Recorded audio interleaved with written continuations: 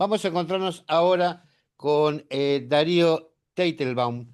Él es pensador y educador, es residente del Otef Gaza, que es la zona de alrededor de la Franja de Gaza, y expresidente de la Unión Mundial de Meretz. Hola Darío, buenas tardes, ¿cómo estás? Hola, Marky. Bien, estoy bien en el concierto de esta cacofonía que nos rodea, Mm. y bueno, agradecerte por haberme convocado a charlar un rato. No, al contrario, yo creo que una de las ideas es escuchar voces que quizás no están tan amplificadas o no son tan conocidas o voces diferentes a las que uno escucha normalmente y que piensa que el contexto israelí está unificado en un pensamiento o que Israel es una sola cosa y yo creo que justamente hay voces diferentes y una de ellas es la tuya. Por eso es la invitación y te agradezco que estés con nosotros. Eh, es contarle a la gente qué es el OTEF Gaza. Gaza. Ok, son virtualmente los alrededores de la Franja de Gaza. La Franja de Gaza es, como bien indica su nombre, una franja de 43 kilómetros de largo que va, digamos, vamos a decir, para los que conocen Ashkelon, un poquito más de abajo de Ashkelon, hacia el desierto del Sinaí. Tiene en la zona más ancha unos 14 kilómetros, en la zona más estrecha 3 kilómetros, y es omnipresente en nuestra vida política, en nuestra vida de seguridad. Eh, Diría yo desde siempre, más fuertemente desde la primera intifada de 1987, obviamente la segunda y, digamos, trágicamente después de los eventos del 7 de octubre El del 7 de octubre. 2023. Claro. Ok. Pero es una definición geográfica que dice, no, no estás en el sur de Israel, sino que el OTEF Gaza compone en contexto alrededor de Gaza, justamente. Son Que los es lo mismo decir kibutzim, estoy en el sur, estoy alrededor de Gaza. tal cual, son los kibutzim, los moshavim y las ciudades que rondan el perímetro de la Franja de Gaza. Ok. Bien. Y vos estás ubicado en uno de esos kibutzim, ¿sí? Estás. Cierto, yo vivo en el kibutz Gvulot, concretamente 45 años ya. Eh, Vivimos como segunda línea los eventos del 7 de octubre. Fuimos el lugar de evacuación del kibutz Jolit, que venía después de una masacre terrible. Les dimos acá albergo, le dimos acá primeras ayudas, acompañamiento, hasta que fueron, digamos, fueron enviados a su lugar digamos, de segundo refugio. Ok. Y a su vez, fuiste presidente de la Unión Mundial de Meretz, que también me gustaría si podés describirlo para aquel que no está al tanto de la política israelí. ¿Cómo ubicarías a Meretz dentro del contexto israelí? Sí, aquí me parecería prudente diferenciar entre dos cosas. Meretz, el partido israelí, del cual evidentemente soy parte y fui parte de su dirigencia, y la Unión Mundial de Meretz, que es de hecho una organización no gubernamental que funciona dentro de lo que se llama el espectro sionista, es miembro del Congreso Sionista Mundial, es miembro partícipe de la Organización Sionista Mundial, del Keren Kayemet de Israel, de Keren Hayesod, de la Sojnut, etcétera, y es la representación política de los sectores progresistas en las comunidades judías y en Israel. Nosotros venimos después de elecciones al Congreso Sionista Mundial, que se realizó a fin de octubre del 2025, Sí. con logros realmente renombrables del bloque liberal, vamos a llamarlo así, y particularmente de la Unión Mundial de Meretz. Bueno, esto es para que quienes ubiquen el plano en términos quizás más globales, está del centro para la izquierda del contexto político y abarca no solo todo lo que los movimientos que hay en todo el planeta, en todo el mundo, más los que hay acá en Israel dentro de este mismo movimiento. La verdad que, bueno, vamos a hablar, si querés, en algún momento sobre lo que es el Congreso Sionista y su importancia, pero más, contame un poco más de tu vida. ¿Cómo llegaste a Israel? ¿Cuándo llegaste? ¿A qué edad? Eh, ¿cómo fue Yo fui aquel miembro, principio? yo fui miembro de la Shomer Hatzair en Argentina, porteño por nacimiento, porque me crié en diferentes provincias del país. Ujú, Eh, las circunstancias me llevaron en 1978 a llegar a Israel y en realidad en un plan para finalizar los estudios secundarios que se habían truncado en Argentina. ujú, Y desde ese momento nos organizamos como grupos, digo, la gente con la cual estudiaba, nos organizamos como grupos, llegamos al Kibbutz Gulot y en realidad desde casi el primer momento me dediqué a la educación, especialmente a la educación no formal. ujú, Trabajé con jóvenes de la diáspora que llegaban a Israel, fui Shelía, retorné, dirigí instituciones educativas, todo muy de mano con mi movimiento madre, la Shumera Seir. ok, Como parte del desarrollo institucional, en algún momento me dediqué a la parte más política y es por eso que durante 12 años dirigí la Unión Mundial de Meretz, rol que acabo de finalizar en los últimos meses. ok. Y bueno, y llegaste al kibutz y te formaste allí como educador, ahí te desarrollaste, allí estudiaste. Desde que llegaste al mismo kibutz, desde que estás en Sí, Israel. exactamente. Ok. Déjamelo un poco colocarlo en el contexto histórico. Todos nosotros, todo mi grupo y un grupo que se agregó, veníamos de una Argentina dictatorial, Ujú, veníamos de una Argentina represiva, de diferentes clases de represiones. En el caso de mi familia también, digamos, también lo económico, pero no solamente, evidentemente, la represión terrible de las calles, del pensamiento, de la lectura, de la ujú, visión, etcétera, etcétera. Y creo que en ese sentido llegar al kibutz nos permitió estar en las antípodas del sistema del cual nosotros veíamos. Es decir, de cierta manera, no quiero demasiado glorificarlo, pero se ujú. trataba de un paraíso terrenal en comparación al lugar de donde llegamos. Llevó algún momento para comprender que no todo lo que reluce es oro, que tiene dinámicas complicadas también, pero para mí la elección de vida fue quedarme aquí en Bulot, criar a mis tres hijas, vivir con mi segunda pareja y bueno, acá estamos. Ok. La verdad que se abren tantas puertas con una charla con vos, Darío, que es impresionante, ¿no? Me gustaría ver la evolución del kibutz,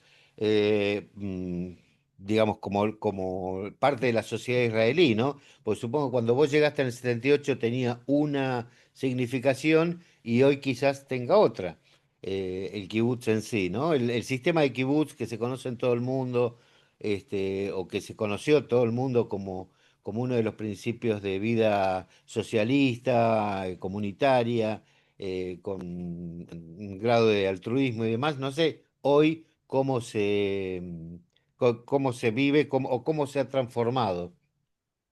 Déjame contarte una historia. La historia es del cuchillo de mi bobe. Mm, La bobe tenía en un cajón un cuchillo que salía solamente para pesas, siempre brilloso, siempre limpio. Y yo le preguntaba a mi bobe, bobe, ¿cuántos años tiene ese cuchillo? Y ella me decía 100 años. Y a mí no me cerraba el asunto. Le preguntaba, bobe, claro. ¿cómo puede ser que esté tan brillante? Me dice, cada 5 años le cambio el mango y cada 5 años le cambio la hoja. Ahora, Lo que acabo de decir es, el- lo voy a llevar a kibutz, ¿sí? El kibutz está constantemente en proceso de cambios, no es que hubo un Ujú, cambio abrupto, toda la sociedad está ujú, en tren de cambios constantemente, lo sentimos más, lo sentimos menos. Lo que queda claro es que los años 80 fueron años muy negativos para el movimiento kibutziano, primero porque entró en aventuras financieras que lo dejaron muy, muy en el lado de los perdedores. Segundo, porque entró en un endeudamiento muy grande justamente en época de gran inflación. Y tercero, porque la tercera generación del kibutz se replanteó si vale la pena vivir en un kibutz que está endeudado a largo de tan largo plazo. sí, Eso por un lado. Por el otro lado, las circunstancias políticas, en el cual Begin en 1977, cuando asume con la intención de venganza absoluta sobre el movimiento kibutziano y la ejecuta. Quiere decir que el primogénito del movimiento sionista mundial, que era laborista, que era de corriente cooperativista, de repente se encontró en una lucha propiamente por su vida, por su existir, cuando el Estado cambió sus prioridades en absoluto. Esto va a ocurrir nuevamente a mitad de los años 90, cuando a pesar de que se había saldado gran parte de la deuda, comenzó un proceso de cambio en los kibutzim, en los cuales, te lo resumo, si la idea general pasada era cada quien según sus capacidades productivas y a cada quien según sus necesidades, se transformó gradualmente en una sociedad en la cual se premia el trabajo, se premia la capacidad de auto mantenerse y baja el nivel de compromiso comunitario respecto a lo que era en la vida anterior el todo. De ujú. repente el kibutz es responsable por menos áreas y el Haber, el miembro del kibutz, se hace responsable por otras, especialmente el tema de su trabajo y su ingreso. Ok. Un cambio, creo que la descripción es maravillosa. No sé qué pasa con mi cámara que se mueve, pero bueno, no soy yo, es la cámara que hace esta cosa. No sé, no. Ahora, me parece importante, Marque, hacer una Ujú, aclaración. El kibutz ujú, no se privatizó. Es decir, el kibutz sigue teniendo los medios de producción, siguen siendo compartidos. La propiedad sigue siendo compartida. La vida sigue siendo compartida sin ser tan invasiva como lo era en el pasado a nivel de los derechos privados del Haber frente a los derechos cooperativos del kibutz, por así llamarlo. ujú. Yo creo que también redescubrimos el concepto de Keilah. Estábamos muy enfocados en ser kibutz y habíamos perdido un poco el sentido de Keilah, que lo estamos recuperando. Comunitario, la cuestión de Claro, comunitario, lo común. tal cual. Ahora, bueno, algo pasó porque las parcelas se dividieron, las casas se compraron, digamos, los miembros recibieron, en muchos casos, ¿no? No sé si todos, pero la gran mayoría dividió y cada uno recibió su casa, ¿no? O compró su casa, no sé exactamente cómo fue el proceso. Mira, ¿por qué nosotros le damos valor a un pedazo de papel impreso que se llama billete? Ujú, Le damos valor porque pensamos que por detrás de él hay valores que lo avalan. Discúlpame sí, sí, sí, la sopa de se letras. entiende. Entonces, hay oro, hay petróleo, hay poder, hay un montón de cosas. En el kibutz, el hecho de que yo tenga un papel que significa que la casa es mía es puramente, a mi manera de ver, simbólico.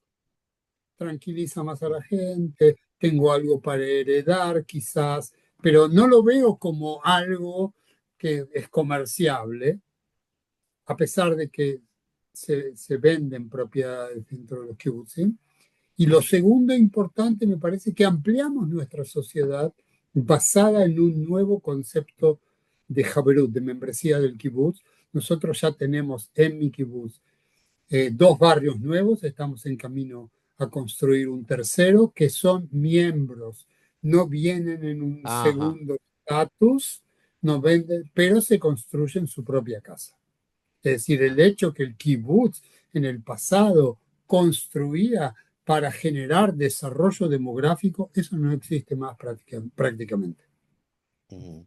Claro, bueno, ahora hay muchos kibutzim que tienen barrios que no son miembros, son barrios como que han aprovechado los territorios los terrenos para generar allí vivienda y hay miembros, pero que no son miembros plenos del kibutz, sino que son habitantes del kibutz, se puede decir. Tal cual, hay diferentes modelos, hay Ujú. diferentes modelos.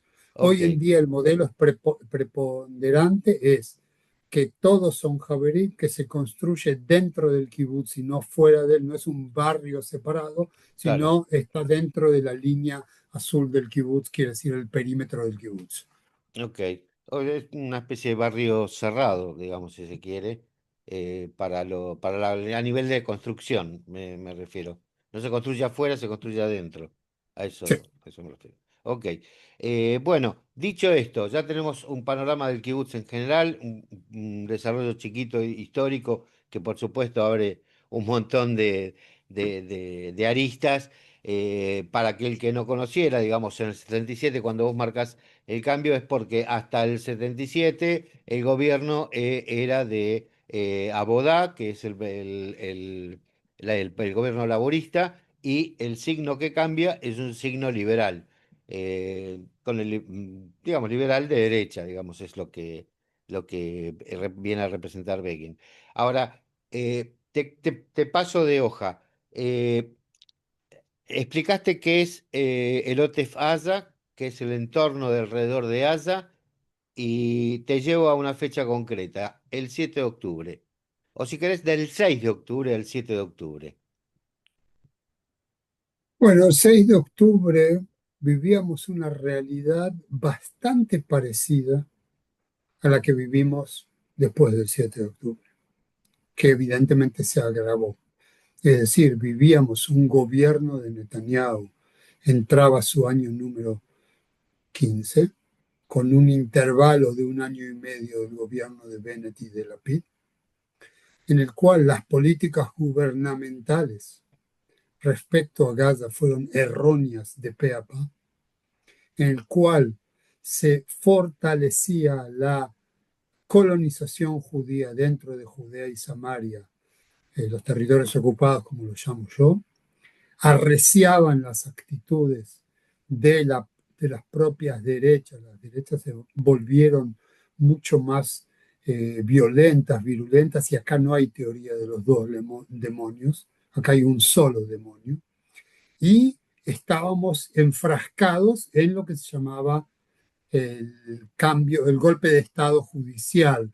Es decir, en realidad cambiar las leyes de tal manera que no podamos reconocer más lo que otrora fue la imperfecta democracia israelí, con reducción de derechos personales, reducción de derechos colectivos, amplificación de los derechos gubernamentales y fundamentalmente una profunda reforma que casi de hecho dejaba inválida a la Suprema Corte de Justicia y agregando esto, un gobierno que constantemente va contra las instituciones, la policía,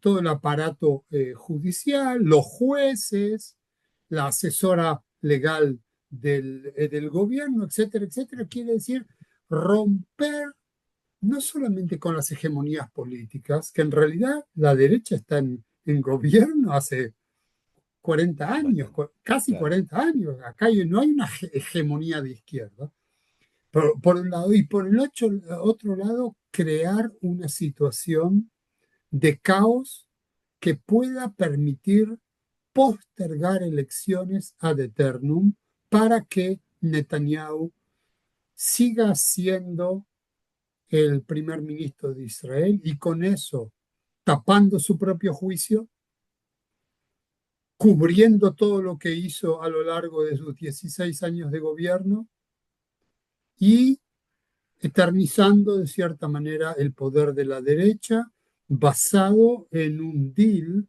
en un acuerdo que los ortodoxos le da a Netanyahu poder y Netanyahu los exime del ejército y le da dinero, y los extremistas de derecha le dan a Netanyahu poder y él les permite seguir la colonización en Judea y Samaria. Eso que te acabo de decir en dos frases es el secreto para comprender cómo funciona esto. Ujú. Y bueno, ¿y qué les pasó a ustedes físicamente a partir del 7 de octubre en Gaza? En lo que rodea Gaza. 9 personas relacionadas a Gvulot fueron secuestrados, no en Gvulot no hubo daños directos. Una persona, un Haber Kibbutz o ex Haber Kibbutz, casado con una hija del Kibbutz, falleció trágicamente y digo también gloriosamente al defender uno de los Moshavim en el sur de Israel. Y nos transformamos en realidad en la última base civil, es decir, de Gvulot hacia el oeste, era todo zona militar cerrada. Eh, el kibutz en su mayoría se evacuó a la ciudad de Eilat. Yo estuve entre aquellos que nos quedamos en Gvulot y tratamos de mantener una vida de urgencia como comunidad, sabiendo que 250 están en Eilat, 150 están dispersos y otros 60 están en Gvulot. Logramos, creo que en ese sentido, seguir funcionando como comunidad y hasta, digamos, febrero del 2024, en el cual la mayoría de la comunidad retornó a Gvulot, no todos, y viviendo en un ESOR, una zona mucho más restringida, porque el 45% de la población en ese momento todavía no estaba en la zona. Instituimos una escuela en Gvulot para que todos los niños que habían vuelto puedan estudiar. Estamos, digamos, fuera de peligro, Claro. por así llamarlo. Y bueno, poco a poco se restauró alguna clase de normalidad tensa.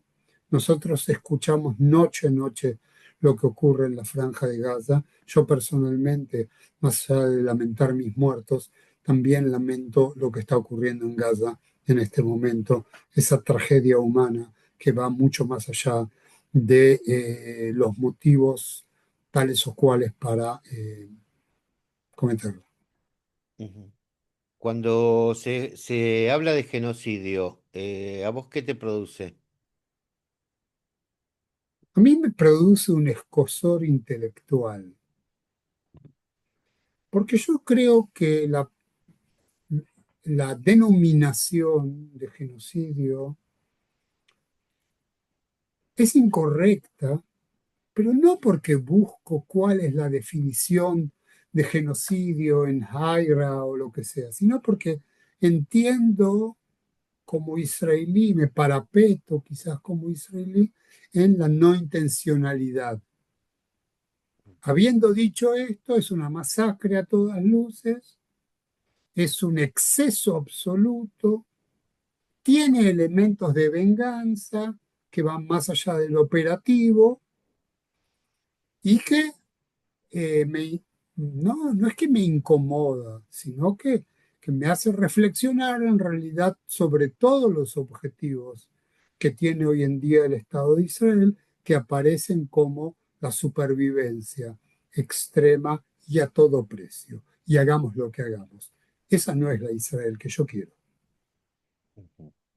Eh, pero supongo que coincidirás en alguna medida que aquel concepto o aquel trato que uno tenía hacia la vocación por dos estados o quizás hacia esa empatía con los gazatíes, un poco de alguna manera se ha visto tocada, ¿no?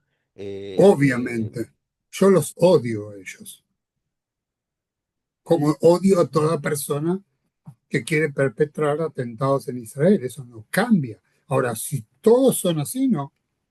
Yo creo que en la Franja de Gaza hay 2 millones de inocentes, entre ellos 750.000 niños, y creo que hay 200.000 hijos de puta enceguecidos por una dogma religiosa que luchan su lucha de supervivencia a todo precio, pero yo creo que más allá de las sensaciones personales mías, todos entendemos que el escenario geográfico, geopolítico, geosocial, no solamente de lo que llamábamos el Mediterráneo, sino de lo que llamamos el norte de África hasta la Mesopotamia, cambió sustancialmente. Teóricamente, nuestros enemigos se debilitaron. Prácticamente también nuestros aliados se debilitaron y debilitaron el apoyo contra Israel. Y yo siempre tengo muy en cuenta no endiosar a nadie, no para bien y tampoco para transformarlo en maligno, pero estamos a merced de decisiones que son ajenas a nuestra capacidad de decidir.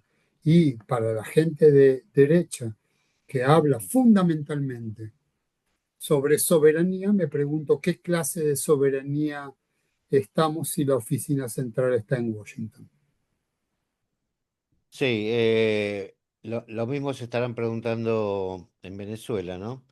eh, que hay aspectos, claro, hay aspectos, la irrupción de Trump, y te aclaro que yo no creo en que Trump sea la persona, la mano ejecutora ni la persona ejecutora, sino que creo que atrás de él que él es la cara visible simplemente de todo un proceso que viene manejado.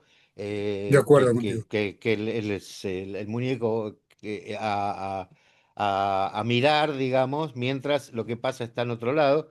Pero digo, bueno, más allá de eso, yo me preguntaba, a mí me hizo eclosión, lo comparto también como, creo también, un pensador de otro tipo de ideas, de decir, bueno, se comprobó que entró muchos civiles, se comprobó que entró mucha gente que vivía prácticamente en los kibutzim, que se les abrió sus mesas, que incluso detalles tan sencillos como decir, los perros, cuando entraban algunos gazatíes, los reconocían porque sabían quiénes eran. Entonces los iban a saludar porque sabían quiénes eran. A esos perros que después que mataron, ¿no? Eh, y a mí me produce un escozor decir, bueno, teníamos en la mesa, no la mía, pero está en la mesa de alguien, la gente que lo va a matar. Eh, Se me hace difícil, ¿no? Y estamos hablando de los civiles, por ahí vos englobaste a Hamas en un número, y yo digo, ¿todos trabajan para Hamas? ¿Todos son parte de Hamas? Esos civiles también que fueron llevados a hospitales israelíes, esos civiles que se les brindó la casa, que sabían exactamente cuántos miembros había en cada familia, ¿ellos también eran parte de Hamas o simplemente adhieren a esa idea o guardaron el odio tanto tiempo? Mira, yo creo que el odio de gran manera es un odio mutuo. No puedo, digamos, tratar de colocar mis pensamientos y mis ideas solamente en el campo del nivel atroz, de ofensa atroz, de intento genocida en el sentido que hay muchos pasos que tomó el Hamas que están registrados como intentos genocidas, especialmente el tema de la violencia sexual y contra niños. Pero si vos me preguntás que todo ese dolor y toda esta dificultad justifican 200.000, perdón, más de 70.000 muertos en la Franja de Gaza. Y una Franja de Gaza en el 85-90% destruida, yo tengo las dudas. Ahora, como no estoy, digamos, en la Torre de Marfil con mis dudas, no, estoy acá a 7 kilómetros, para mí no Claro, jode, claro, claro. no estoy en Buenos Todavía, Aires, todavía escuchás para mí es, bombardeos, digo. claro, son mis vecinos. Que yo creo que a lo largo no vamos a poder vivir en enemistad. Vamos a tener que hacer muchos esfuerzos para contrarrestar el efecto de la brutalidad. Pero no nos olvidemos de una cosa, Marquín. En la guerra del 73, en la zona del Sinai, caen cerca de 2.000 y algo de soldados israelíes y heridos por toda la vida. ¿Quién fue ese? Fue el carnicero del Cairo. ¿Quién fue el carnicero del Cairo? Anwar Sadat. ¿Dónde estuvo Anwar Sadat 4 años solamente después del comienzo de la guerra? En la En la Knesset. Knesset. Quiere decir que la historia en este sentido no es determinista. Es cierto que estamos en procesos de radicalización, varias radicalizaciones, inclusive dentro de Israel. Pero eso no significa que no haya una opción. Y la paz con Egipto es uno de los baluartes estratégicos de Israel, no es una cosa táctica. O con Jordania. Claro, claro. ¿Jordania hizo algo? No. No, bueno, también es la imagen de Arafat entrando con un olivo y un arma en la mano a la ONU, o la firma de los tratados de Oslo, siquiera, si se quiere, los acuerdos de Oslo, Arafat firmando eso, bueno, que uno diría, Y a un este, terrorista judío asesinando al primer ministro de Israel, y yo creo que como él existen en los territorios ocupados fundamentalmente, pero no solamente, creo que existen varias centenas parecidos a él. de terroristas judíos. Sí, sí, sí, sí, no tengo ninguna duda. Hay, O sea, hay armas cargadas. fanáticos que están dispuestos a matar, por matar, digamos. Para O tratar de de cambiar imponer su el rumbo de ideología. la historia. Claro, imponer su ideología. Ok. Bueno, con este panorama de optimismo que, que nos rodea en esta charla, yo te diría, la salida que vos ves, una salida forzosa, digamos, no una salida tranquila, sino una salida forzosa hacia qué pasará después, porque jamás no termina de salir de Gaza, termina dominando esos 100.000 o 200.000 o lo que fueran, terminan dominando a los 2 millones, que también llevan muchos años de educación sobre la base de Hamas. O sea, los chicos son educados al estilo Hamas, a matar judíos, a deshacerse de Israel, y son generaciones que crecen ya en esa salsa, ¿no? Es muy difícil pensar que revertir todo ese proceso, o llevará muchas décadas, pienso yo. Vos como educador mismo, ¿cómo vivís ese proceso? Mira, yo creo que nosotros educamos no solamente en tiempos de incertidumbre, sino también en tiempos de radicalización. Eso exige hacer un profundo análisis de qué y hacia qué nosotros educamos. Pero lamentablemente, te voy a decir así, Israel, Venezuela, Milei, pero no termina ahí, entendimos que no importa cuál es la educación que tengas, qué es lo que hayas hecho de tus ciudadanos, si va a haber una persona, va a venir a imponer y de malos modales, porque antes también imponían, pero que van a imponer de malos modales, violando derechos internacionales que se borraron con la manga. A mí me parece menos importante cómo nosotros educamos, ¿me entendés? Es cierto, el odio en la franja de Gaza es odio teológico, es Mm, odio político y es odio de humedad en sus carpas. Y la humedad en la carpa de un chico de 5 años no es menor que el Corán y no es menor que el poder político mm, del Hamas. Esa es la situación formativa del chico que pasa 2 años ya en carpas húmedas, con poca comida. Y me parece que esa es la próxima bomba. ¿Cómo la desactivamos? Entre otras cosas, con educación, pero fundamentalmente con un cambio radical de lo que ocurre en Gaza hoy en día. Sí, bueno, eso transforma ese odio en visceral, ¿no? En algo que después es muy difícil de sacar del cuerpo, está metido dentro del cuerpo. Justamente alguien dijo, no es una frase mía, por supuesto, que la educación es la inversión a más largo plazo, porque vos educás a un chico desde jardín de infantes y hasta que lo ves terminar una universidad, en caso de que termine una universidad, y hasta que ejerza, bueno, pasan 20 años, 25 años, o sea, que la política no tiene esos plazos de inversión. Es muy pocos políticos deciden invertir para que dentro de 25 años se vea la inversión que hizo en educación.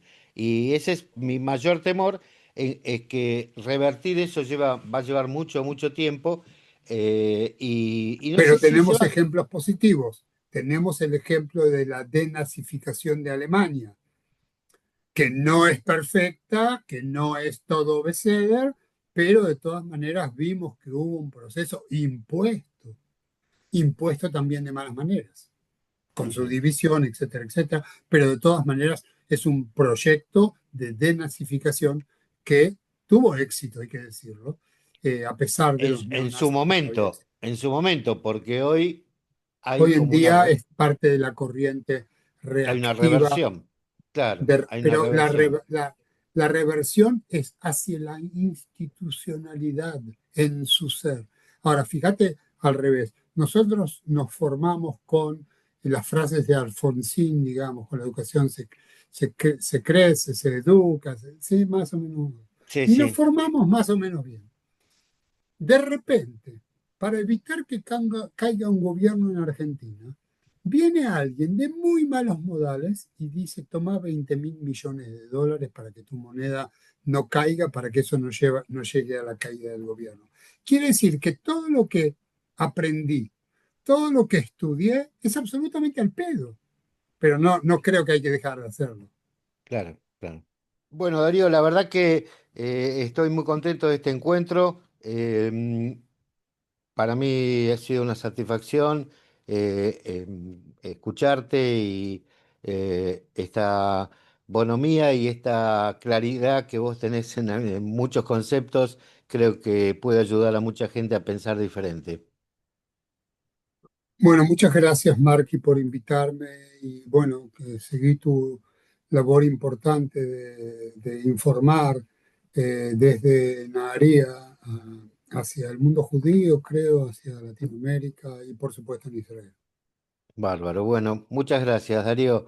Darío Teitelbaum, realmente un pensador. Si cuando empezó la charla no sabías qué era, ahora ya creo que te queda más claro. Gracias, Darío. Un abrazo.